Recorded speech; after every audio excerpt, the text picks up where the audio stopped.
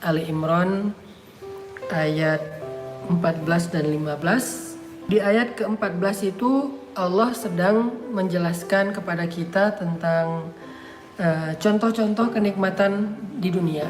Walaupun itu bentuknya simbolik ya, tidak detail semua hal, tapi dia mewakili beberapa contoh kenikmatan dunia. Dan kita mencintai itu. Hubbus syahwat minan nisa, kita mencintai pasangan kita, atau seorang laki-laki mencintai perempuan. Dan ini yang paling pertama disebut oleh Allah, karena Allah tahu banget ini yang paling sering kita bahas. Terutama buat jomblo kan, omongan yang paling menarik itu adalah masalah love, masalah perasaan, masalah cinta, masalah hubungan. Bahkan kita kalau nongkrong tuh mungkin ngomongin tentang masalah perasaan, masalah hubungan itu 80% atau 90%, 10%-nya ngomongin masalah yang lain. Dan kadang-kadang kalau lagi curhat tentang masalah hubungan, masalah perasaan itu bisa semalaman sampai menjelang subuh. Kuat gitu. Kenapa? Karena ada hubbus syahwat. Ada rasa gairah yang luar biasa terhadap lawan jenis. Atau bahkan yang belum jadi siapa-siapa. Sehingga itu menjadi sesuatu yang sangat berpengaruh dalam kehidupan kita. Makanya Allah sebutkan di awal, zuyyina linnas, dirasa indah oleh manusia, hubbus syahwati minan nisa, rasa cintanya kepada lawan jenis. Ini juga yang kita rasain selama ini kan. Ini juga yang menggairahkan kita untuk kita obrolin sama ini kan. Bahkan bukan hanya para jomblo, yang udah nikah pun masih senang membicarakan ini, masih sangat menikmati masalah ini. Dan itu bukan sesuatu yang aneh, manusiawi. Tetapi Allah pengen ngasih tahu ke kita bahwa itulah dunia. Kita mencintai lawan jenis, ya. Tapi apakah akhirat? Nggak ada yang kayak gitu. Ada, bahkan lebih baik kata Allah. Di ayat 15 kata Allah, "A'unabbi'ukum bi khairin min dzalikum?" Mau nggak aku kasih tahu yang lebih baik daripada itu? Di sini Allah pengen ngasih tahu bahwa ternyata di akhirat masalah percintaan, masalah hubungan itu lebih menarik daripada di dunia. Kenapa Allah bilang cinta di akhirat itu lebih menarik, lebih baik, lebih romantis daripada di dunia?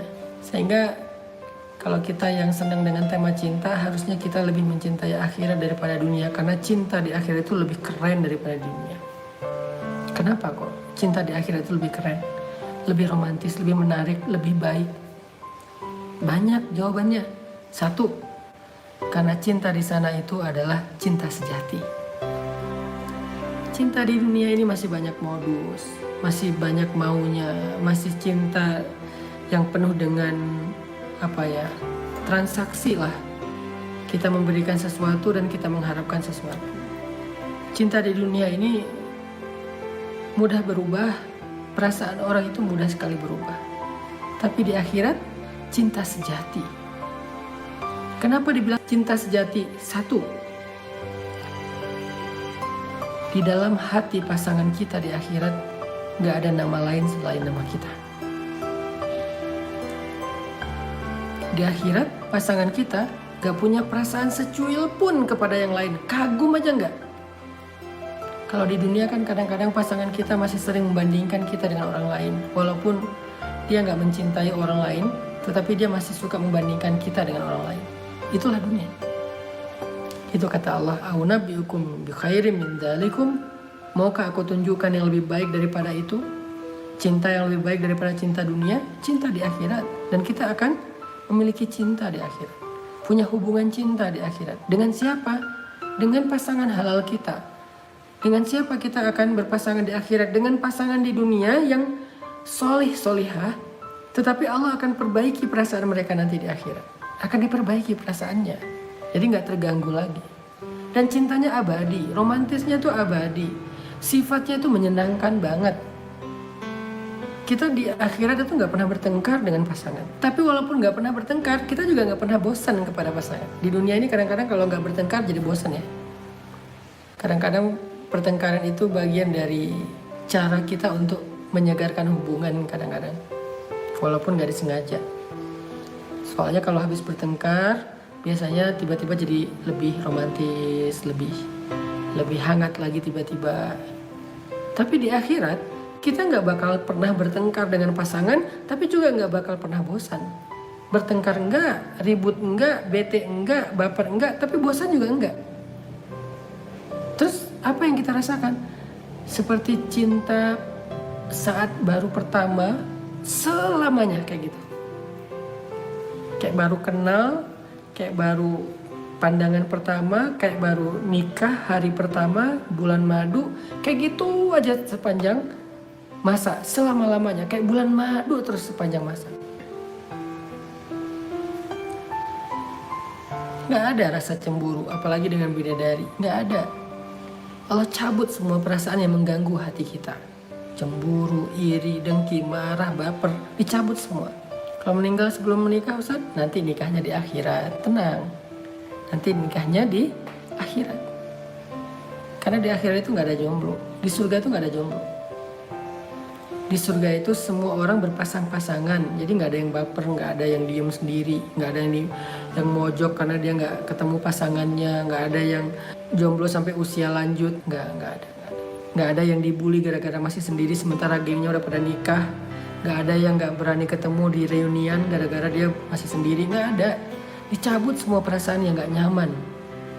Yang menikah 2 kali pasangannya yang gimana? Yang paling baik akhlaknya. Makanya jadilah seorang pasangan yang paling baik akhlaknya. Sehingga kalau ditakdirkan salah satu di antara kita harus menikah 2 kali, mungkin kita meninggal duluan atau pasangan kita meninggal duluan, lalu yang masih hidup akan nikah lagi misalnya, maka pasangannya di akhirat adalah yang paling baik akhlaknya. Memang ada riwayat yang mengatakan yang paling belakangan, tetapi saya lebih memilih pendapat yang paling baik akhlaknya. Dialah yang menjadi pasangan di akhirat.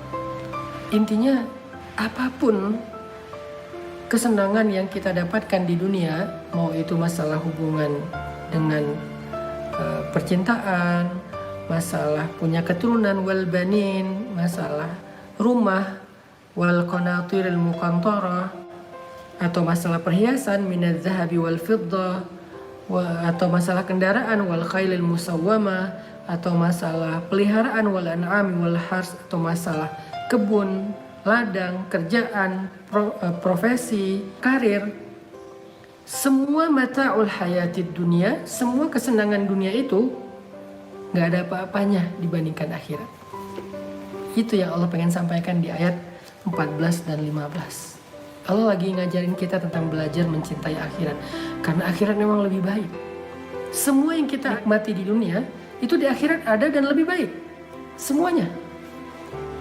Semua yang baik-baik, yang menyenangkan, yang kita nikmati di dunia, itu semuanya ada di akhirat dan lebih baik.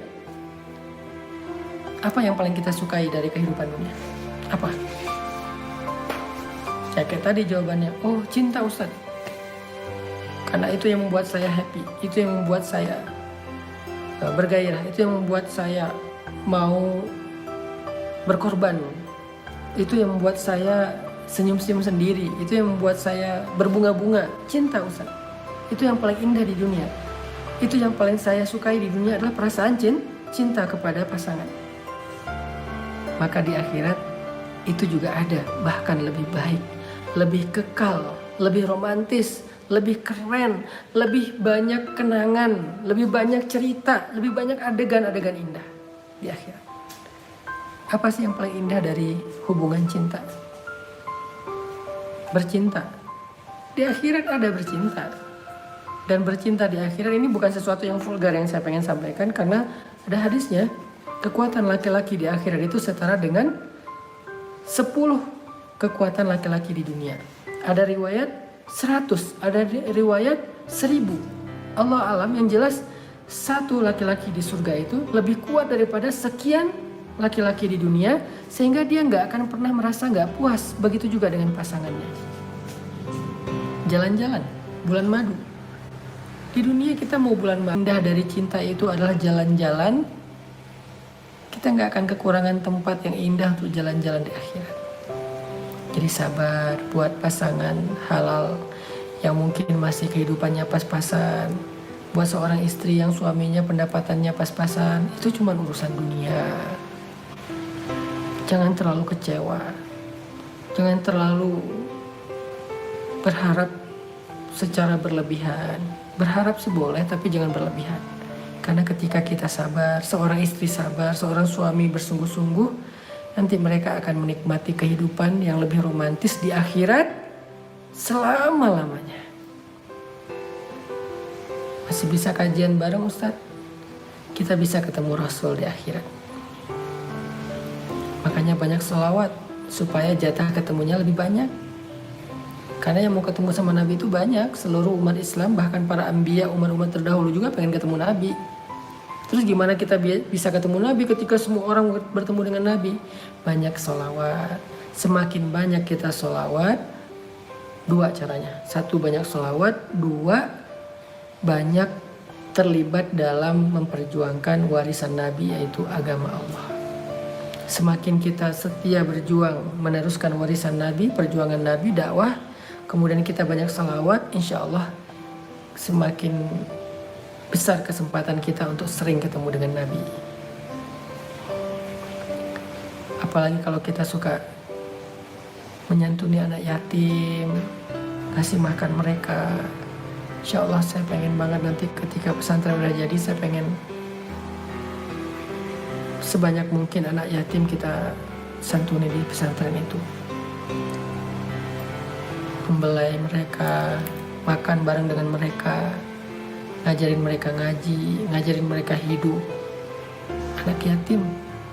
Karena kata Nabi, aku dengan orang yang menyantuni anak yatim itu begini nanti di akhirat. Sehingga kita bisa dekat sama Nabi nanti di akhirat. Beres ketemu Nabi, pulang ke istananya sama istrinya berdua keliling, jalan-jalan. Pakai apa jalan-jalan, kendaraannya apa Ustaz? Kendaraannya macam-macam.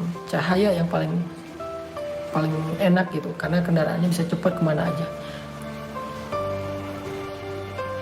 Dan itu baru surga kita sendiri loh. Belum surga pasangan kita, belum surga anak-anak kita, belum surga keluarga besar kita. Baru surga kita sendiri aja udah seluas langit dan bumi. Nanti kita tinggal tanya sama pasangan kita, kita mau tinggal di rumah siapa nih? Ke surga aku aja yuk. Ke surga dia. Ke surga saya aja Pak, kata si anak. Ke surga anak. Kan kekurangan tempat? Enggak. Jadi kita bisa jalan-jalan ke surga saudara kita, keluarga kita, anak kita, dan kita kayak lebaran aja tiap hari. Lebaran hari pertama, habis sholat id rasanya gimana? Gimana cara kita memulai menanamkan rasa cinta pada akhirat? Ini nih, belajar memahami betapa indahnya akhirat dibandingkan dunia. Ini yang sedang saya sampaikan ini kan dalam rangka itu. Belajar, memahami, dan meyakini bahwa akhirat itu lebih indah daripada dunia. Sehingga ketika kita udah memahami dan meyakininya, kita akan mencintai akhirat lebih daripada dunia. Dan gak akan terlalu berlebihan sedih ketika kita kekurangan dunia. Sehingga ketika kita sudah memahami itu, belajar meyakini itu perlahan-lahan, insya Allah kita akan merasa lebih nyaman dalam kehidupan di dunia. Gak merasa sempit lagi. Kita akan lebih bergairah beribadah, beramal soleh, karena yang kita cari adalah kehidupan akhirat.